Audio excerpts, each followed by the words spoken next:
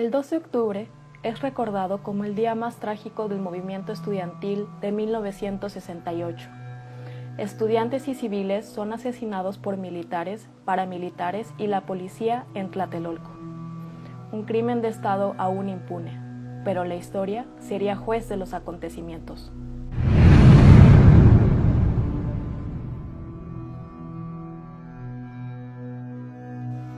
Fotografías, libros, documentales, películas, programas de televisión, conferencias, artículos y marchas nos dejan claro cada año que el 2 de octubre no se olvida. Pero no siempre fue así. Por mucho tiempo, el movimiento estudiantil fue silenciado por la historia oficial a través de la censura, manipulación, encarcelamiento y desaparición. A pesar de que el movimiento fue fotografiado ampliamente, meses antes de la matanza de Tlatelolco incluso, no todos los testimonios fueron del conocimiento público. Con muy pocas excepciones, las fotografías que se publicaban tenían la intención de desacreditar el movimiento. La noche de la masacre de Tlatelolco, los militares confiscaron la mayoría de los rollos de los reporteros presentes. Al fotoperiodista Jaime González, por ejemplo, le dieron un bayonetazo en la mano para quitarle la cámara. El historiador Alberto del Castillo Troncoso, quien ha investigado ampliamente las imágenes fotoperiodísticas del movimiento estudiantil de 1968, señala que la pérdida de la presidencia por parte del Partido Revolucionario Institucional, PRI, la apertura de los archivos secretos de la Dirección Federal de Seguridad y el avance de las investigaciones documentales en todos los campos han permitido reconstruir una imagen cada vez más compleja de los hechos.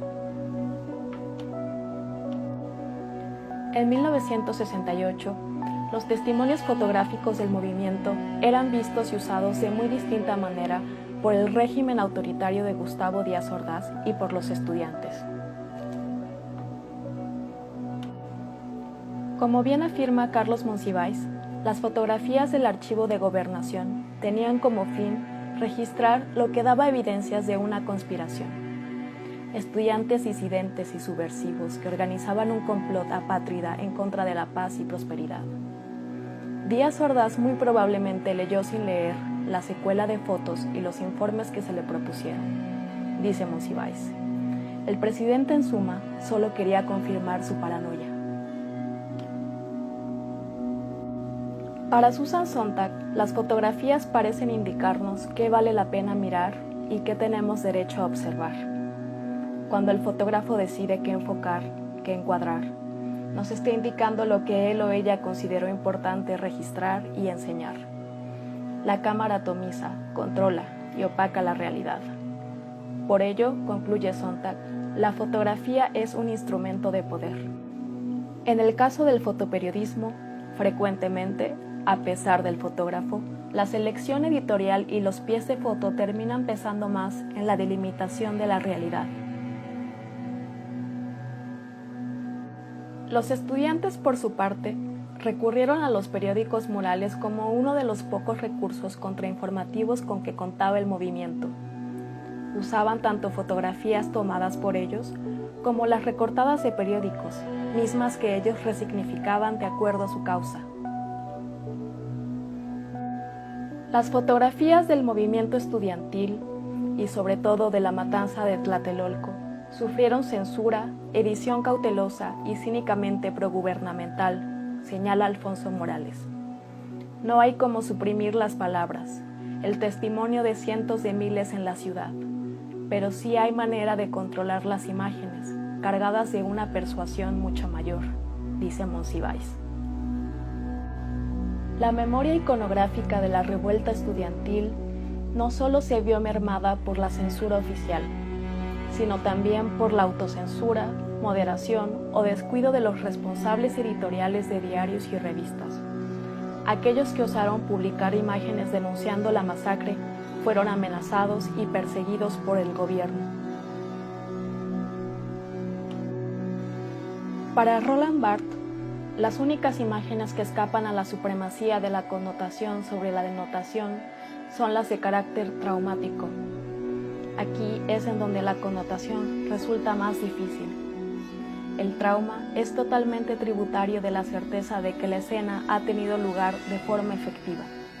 El fotógrafo tuvo que estar allí, apunta el filósofo francés. Por tanto, a mayor efecto traumático, menor será el efecto mitológico de una fotografía. En 2001, la revista Proceso publicó imágenes, ocultadas por los gobiernos priistas hasta entonces, sobre las detenciones arbitrarias de estudiantes la noche del 2 de octubre por parte del Batallón Olimpia. Manuel Gutiérrez Paredes, fotógrafo particular de Luis Echeverría, secretario de Gobernación, fue quien realizó el registro de los estudiantes vejados. Estas imágenes, junto con otras de heridos graves y personas ensangrentadas, de cadáveres en las calles y en los hospitales y morgues, así como las hechas públicas por otros periódicos y circulación nacional a partir de este siglo, impiden dudar al observador. Una represión brutal y condenable realmente sucedió, sin importar la ideología o los valores culturales del lector. El Archivo Histórico de la Universidad Nacional Autónoma de México resguarda 7 fondos, colecciones y archivos relacionados con el movimiento estudiantil del 68. Este archivo, junto con el catálogo digital fotográfico Memoria y Representaciones, la fotografía y el movimiento estudiantil de 1968, coordinado por Alberto del Castillo, pueden consultarse en línea. La recuperación de la memoria documental, específicamente fotográfica, que se ha logrado en las últimas 2 décadas, reivindica las causas del movimiento. Nos recuerda sin tapujos un acontecimiento atroz que marcó un parteaguas en la historia del país y, con la cicatriz abierta, nos insta a seguir luchando por nuestros derechos y la justicia. Ni perdón, ni olvido. Recordar a los muchachos contra la pared sus caras, las manos sobre la nuca y el derecho entre las balas, jóvenes manos en alto con la B de la victoria.